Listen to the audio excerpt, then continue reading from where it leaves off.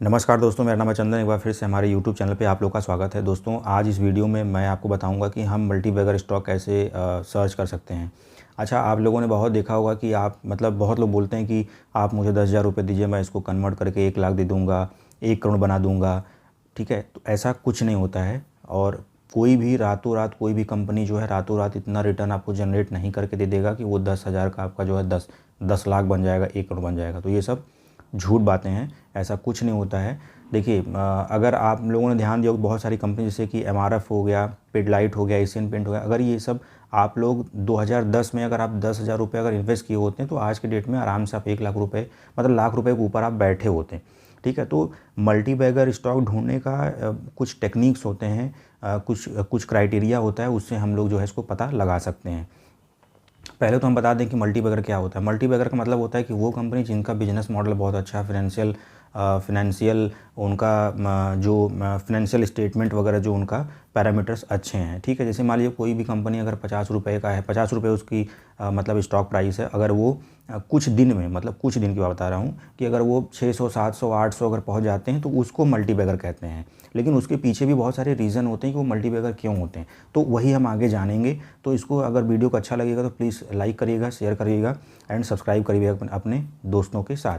देखिए, पहले तो हमें जो है स्ट्रॉन्ग एंड इस कैपेबल मैनेजमेंट जो हमें ये पता लगाना चाहिए कि है कि नहीं है, कि उनके management, corporate governance practices, discipline toward the obligations, उनकी ड्यूटी रिस्पॉन्सिबिलिटी, उनकी टीम कैसी, उनकी मैनेजमेंट कैसी है, बोर्ड्स इंडिपेंडेंस कैसा है ना, उनके जो डिसीजन लेने की जो कैपेसिटी है वो कैसी है, वो लोग कैपेबल हैं कि नहीं। ये सब सारी चीज़ें हम लोग देखते हैं कि वो अपने बिजनेस को अच्छे से डाइवर्सिफाई कर पा रहे हैं कि नहीं, उनका जो पास्ट हिस्ट्री है कैसा रहा है, वो ग्रोथ कर रहे हैं कि नहीं। तो यहाँ पे स्टेबल मैनेजमेंट और कैपेबल मैनेजमेंट हम लोग ज़रूर देखते हैं। ठीक है, एंड सेकंड अगर मैं बात करता हूँ तो कॉम्पिटिटिव एडवांटेज भी काफ़ी इंपॉर्टेंट होती है।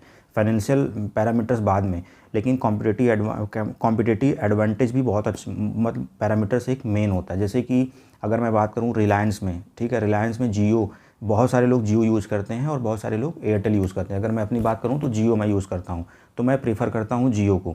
तो यहाँ पे हम ये भी देखते हैं कि हमारा जो कॉम्पिटिटर है, जिस कंपनी में हम इन्वेस्ट करने जा रहे हैं, कि हम उसको चेक करेंगे कि जो प्रोडक्ट सर्विसेज वो प्रोवाइड कर रहा है वो किसी और कंपनी द्वारा, उनकी क्वालिटी क्या है सर्विस और प्रोडक्ट की, उनकी प्राइसिंग क्या है, हम सारी चीज़ें देखने की, ये भी हम पैरामीटर्स को कंसीडर करते हैं while investing in any company. ठीक है, तो कॉम्पिटिटिव एडवांटेज भी बहुत इंपॉर्टेंट पैरामीटर्स होते हैं।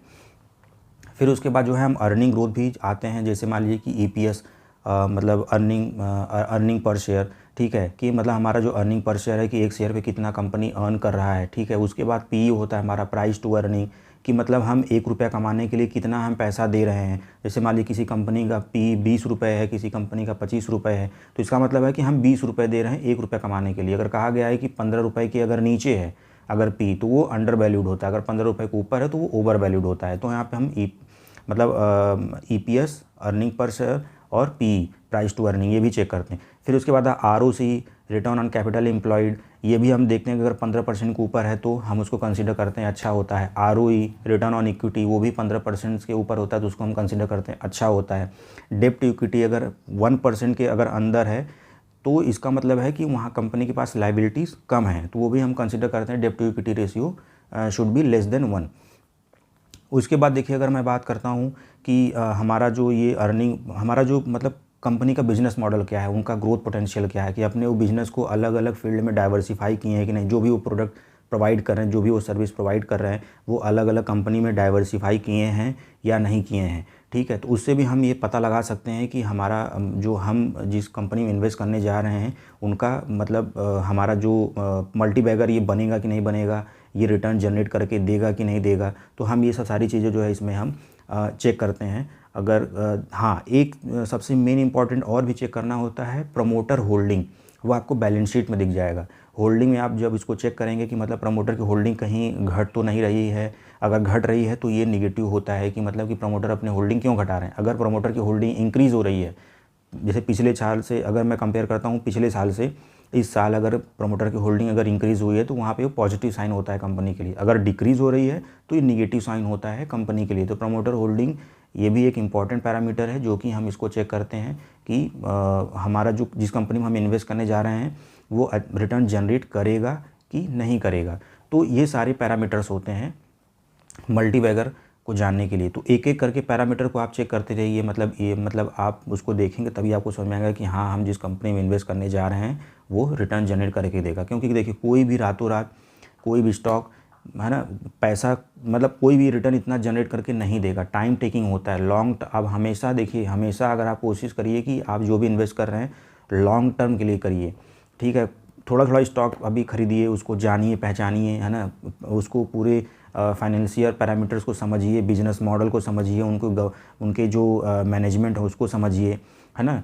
और सारी चीज़ें आप समझेंगे तब जाके वो चीज़ें होंगी। क्योंकि टिप्स पे कोई भी आप स्टॉक मत खरीदिएगा कि वो कोई बोले कि ये इसमें लगा दो पैसे, है ना, तो आपको जो है रिटर्न अच्छा जनरेट हो जाएगा। तो कोशिश करिए हमेशा अच्छे फंडामेंटल स्ट्रॉन्ग कंपनी में इन्वेस्ट करिए और ऑटोमेटिक आपको अच्छा मतलब रिटर्न आपको जनरेट मिलेगा।